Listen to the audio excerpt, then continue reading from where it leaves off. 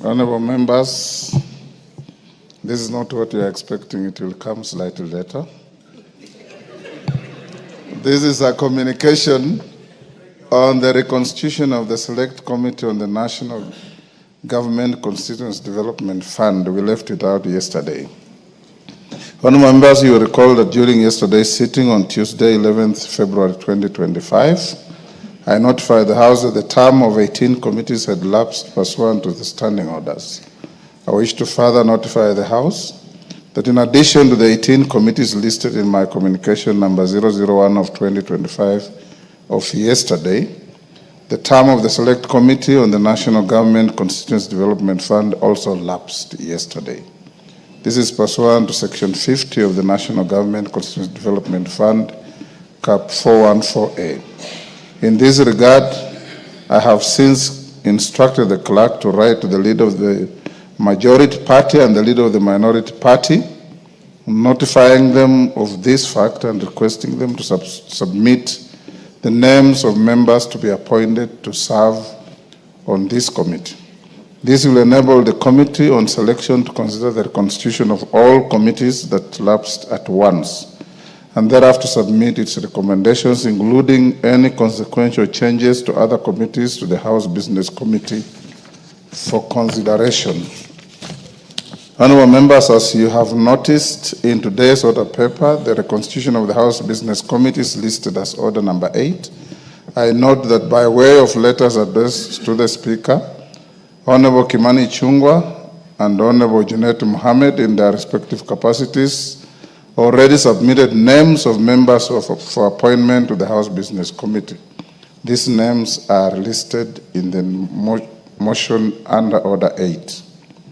Honorable members, now that the question as to which is the majority party and the minority party and their respective leaders in the House is going to be settled, I urge the House to reconstitute the House Business Committee when the business appearing under Order 8 is reached, whether today or tomorrow. I hope today.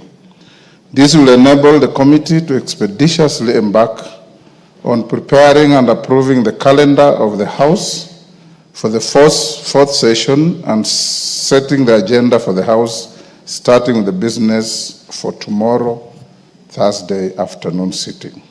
I also urge the leadership, once constituted, to expedite the constitution of the committees that lapse in order to facilitate timely consideration of priority business, particularly the business relating to the budget cycle for the financial year 2025-26. I wish to note that pursuant to Section 25 of the Public Finance Management Act, Cap 412A, the Budget Policy Statement, PBS, must be submitted on or before 15th of February 2025. Further, under Section 33(1) of the said Act, the debt management strategy of the national government over the medium term ought to be submitted to Parliament on or before the 15th of February 2025. Honorable members, today being the 12th of February 2025, I direct the clerk to urgently liaise with the National Treasury to ensure that the 2025 budget policy statement and debt management strategy are submitted to Parliament. The two documents ought to be tabled either in the course of today's sitting or during tomorrow's sitting, being the last available sitting day as per the prescribed timelines. Having said so, honorable members, strict statutory timelines apply to the consideration of the BPS by the Budget and Appropriation Committee and indeed the departmental committees. Therefore, the urgent formation of the Budget and Appropriations Committee and the Public Debt and Privatization Committee to consider the budget policy statement and debt management strategy cannot be overstated. The House is accordingly guided. Call out messages. Order number 3, messages. Members take the nearest seats on whichever